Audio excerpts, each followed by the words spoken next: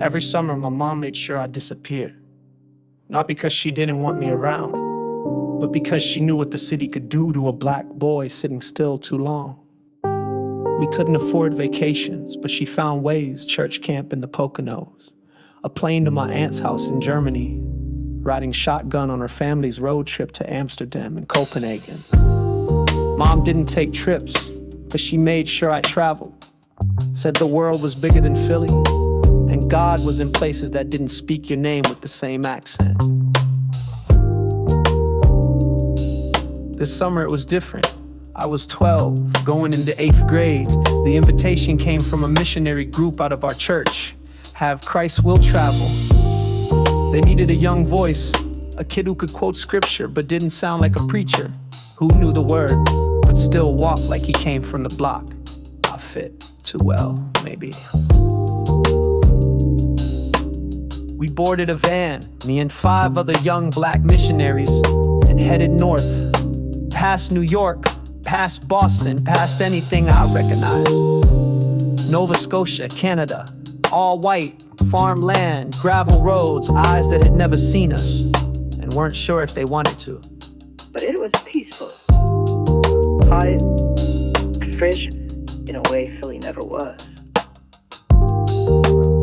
We built porches for elders, taught kids Bible verses in vacation Bible school, prayed with farmers, ate meals we couldn't pronounce. And for 2 months, I lived in a world that felt untouched by what was unraveling at home. Back in Germantown.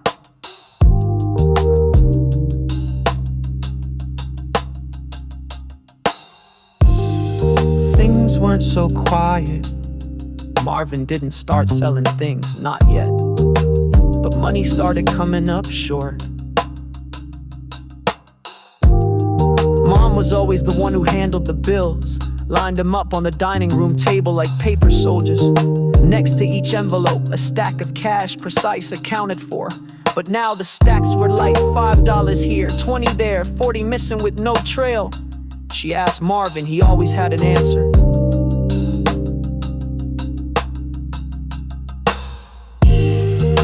One week it was taxes.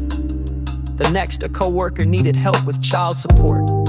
Then it was a union fee, a lunch mistake, a bank error. His stories grew longer. His eyes grew shorter.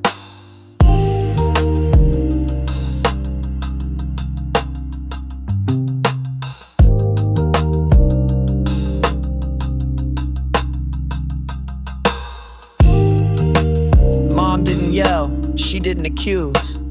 She watched, sat across the street from Marvin's job in the car, engine off, hands gripping the wheel like a steering prayer. Marvin didn't drive, never did. She knew his routes, watched the check cashing van pull up outside his factory like clockwork. One Friday, he cashed the check, walked across the street, and disappeared into a corner store, came out with nothing but a paper bag. No groceries, no receipt, no explanation. He still came home, still watched TV, still cracked the occasional joke.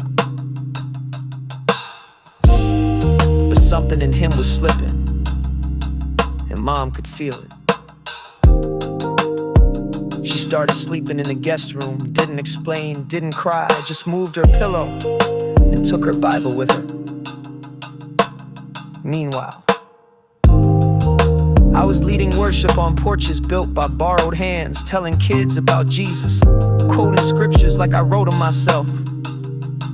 But I felt unsettled, couldn't sleep some nights. Had dreams of my house, but the walls were missing. Dreams of my mother, but her eyes were tired in ways I didn't understand. When I called home, Mom sounded the same. Everything's fine, she said, proud of me, asked if I needed anything, told me God was using me. But there was something in her voice, like a window with a crack too thin to see, but wide enough to feel the draft. One night, Mrs. Evelyn, one of the trip leaders, asked me if I missed home. I told her. I think home is missing something right now. Didn't know why I said it. Didn't fully understand what I meant. But God was stirring something, preparing me for a storm I couldn't see. Back in Philly, Marvin was staying out later, coming home tired or twitchy. Never both. Still no violence, still no yelling, just distance. A kind of silence that echoed louder than a fight ever could. Mom never told me any of this. She just kept the house moving. Paid what she could. Prayed when I couldn't. And waited. When I came back, I was taller, spirit sharper, testimony heavier. But the house felt smaller, quieter. And Mom, still smiling. Still cooking, still keeping the house upright. But she was sleeping in the guest room, and I didn't ask why.